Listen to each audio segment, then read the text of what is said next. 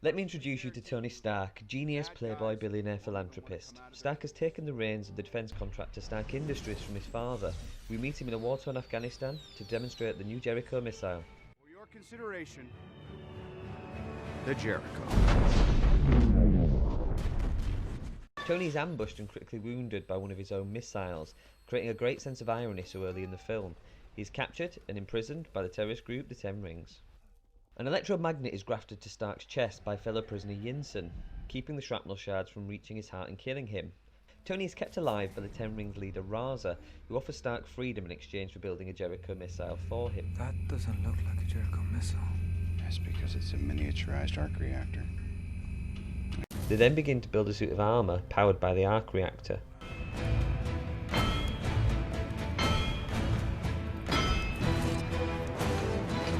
Yinsen dies heroically, allowing Stark the time to fight his way out of the cave, blow up the compound including all the weapons, and fly away, only to crash land in the desert shortly after, destroying the suit. A good day's work, I'm sure you'd agree. Tony is rescued shortly after this by his friend, Colonel Rhodes. Stark returns home and announces that the company will no longer manufacture weapons. Effective immediately, I am shutting down the weapons manufacturer division of Stark International until such a time. Is that so hard? That was fun, eh? Pepper, I've been called many things. Nostalgia. In his home workshop, Stark builds an improved version of the suit. Cue the Rocky-esque workshop montage. Sometimes things go well, and other times, not so much. Tony, being a thrill-seeker, decides to fly the suit without running all the necessary calculations. He flies it too high, causing icing issues, resulting in its failure.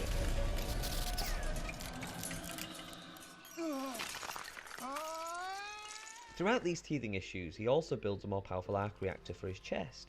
Personal assistant Pepper Potts saves the original reactor for posterity. At a charity event, Tony learns the company's weapons were recently delivered to the Ten Rings and are being used to attack Yinsen's home village, Gulmira. Who do you think locked you out? I was the one who filed the injunction against you. Stark dons his new armour and flies to Gulmira, where he saves Yinsen's village from the terrorists.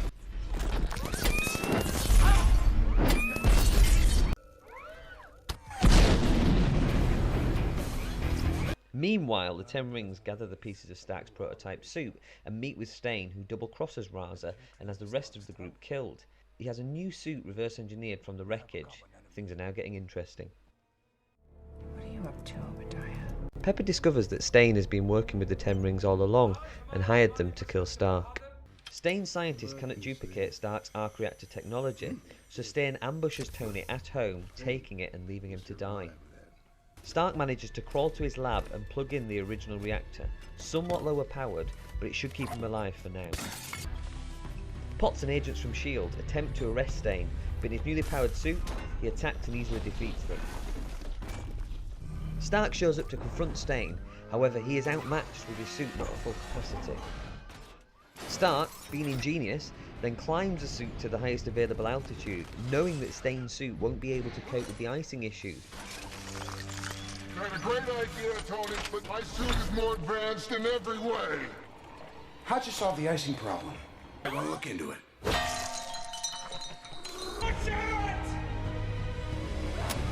Tony then lures Stain atop the Stark Industries building and instructs Pepper to overload the large arc reactor there. This unleashes a massive electrical surge, knocking Stain unconscious, causing him and his armour to fall into the exploding reactor. The next day at a press conference, Stark admits to being the superhero the press has dubbed Iron Man, which in reality is a platinum gold alloy.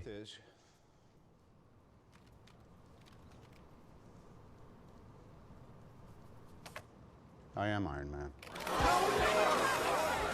Please subscribe for more content and let me know of any feedback in the comments section below. Be gentle with me though, this is my first condensed cinema video. Be gentle, it's my first time. I designed this to come off, so... Ow! Hey! Rush you. Please try not to move. Hey! What's going on here?